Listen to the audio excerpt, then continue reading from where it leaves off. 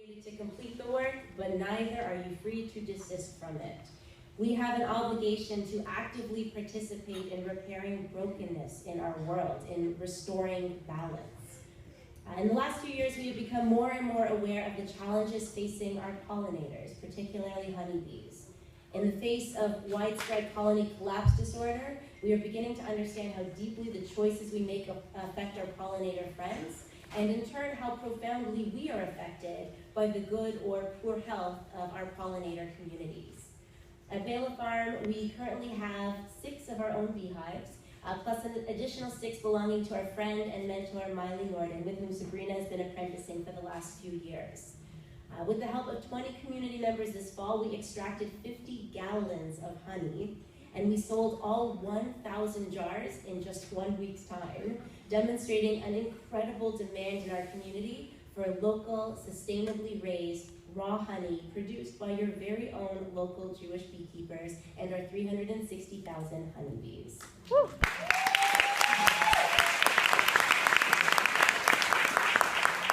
So we decided that over the next 6 years, we should scale up our beekeeping efforts, and we will be growing our apiary to 30 hives so that we can meet our community's Rosh Hashanah honey needs.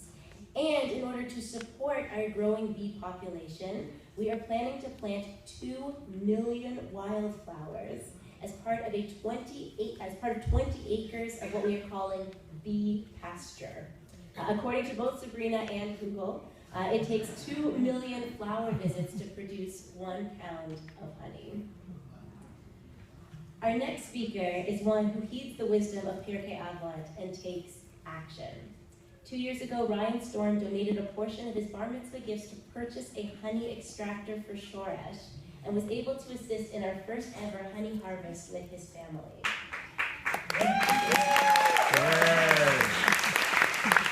I am thrilled that Ryan is here tonight to share with us how he channels his passion into action.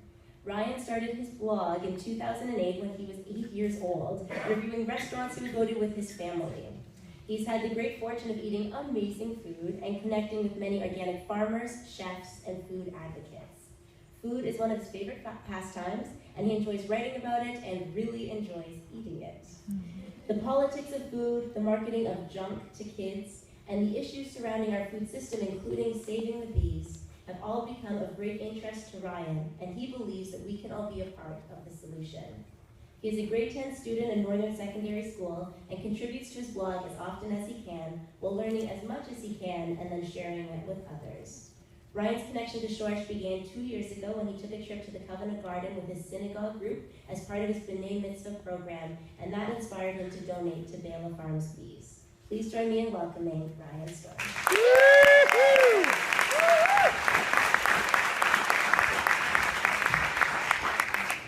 Good evening, everyone. I just want to start by saying that I'm very excited and happy to be here tonight and to share this time with all of you.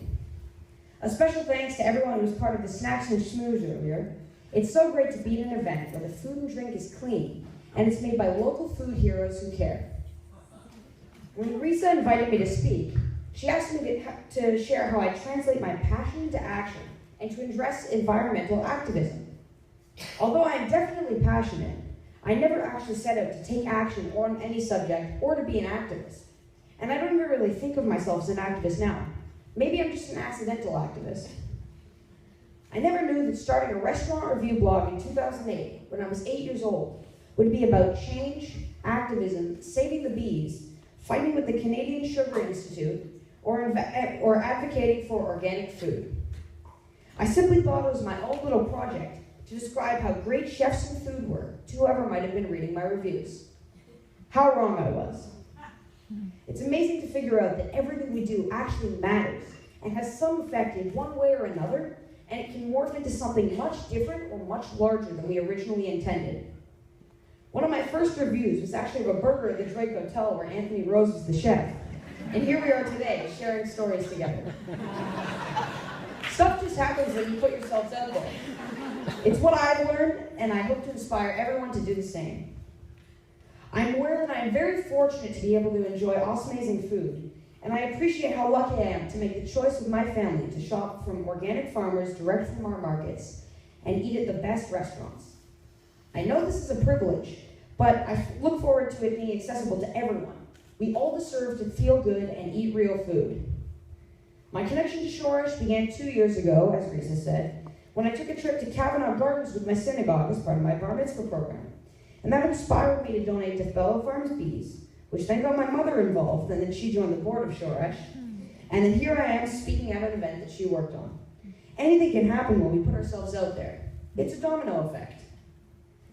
Generally speaking, I think kids are more curious and more open-minded than adults, as we're supposed to be learning every day. With less responsibility and more flexibility, we can be more open to learning and change. So although kids learn from adults, I think adults can really take a lead from us kids too. This leads me to what I want you to take away from my speech this evening. There's 3 things that I think are so important for all of us to practice every day. 1, question everything. Why are you making that choice? Is it intentional? Are we going through our day on autopilot? Do you need to buy breakfast from a fast food joint, or can you make something at home and support a good food system, your own health, and save money and time? Ask where your food comes from. Ask your farmer if they use pesticides. Ask what farm the greens are from at the restaurant you frequent. Shouldn't we know? Bottom line, be curious. 2, care about the information you learn and use it to do different and better. When you read an article about the bee decline, or that drinking soda pop every day is dangerous to your health, all with proven science, don't just ignore, shake your head, or worry. Change what you are doing. As my mother says, you have a choice to be part of the solution or you are part of the problem. Let's be part of the solution together. 3, share. When you learn something great, pass it on. For example, a great restaurant serving organic food, a new source of local honey, Fellow Farm, or anything else that may be important. This isn't just food related, of course. When you learn something that feels wrong, pass it on. For example, when you read an article or watch a video online and learn that sugar is evil and why, pass it on to help someone else. We are all here tonight because someone shared with you somehow, and that's hopefully going to lead to so much change and support of Shoresh, who is charging the change that we need. It's all about the connection we have to who we are and what we do. I am, for one, so thankful to Shoresh and for all that they do. I am so happy that I went on that field trip led by Risa 2 years ago. It led to my learning about organic farming, the bee decline, and that ultimately led to my decision to donate to Shoresh as part of my bar mitzvah project. That led to me speak in front of the Beth Torah congregation at Rosh Hashanah about how sacred the bees are, and of course, speaking here tonight. Although being inspired led to me giving generously, I have definitely received more in return. I believe we all have. Let's all care to make the best decisions we can every day. We all can be part of the solution.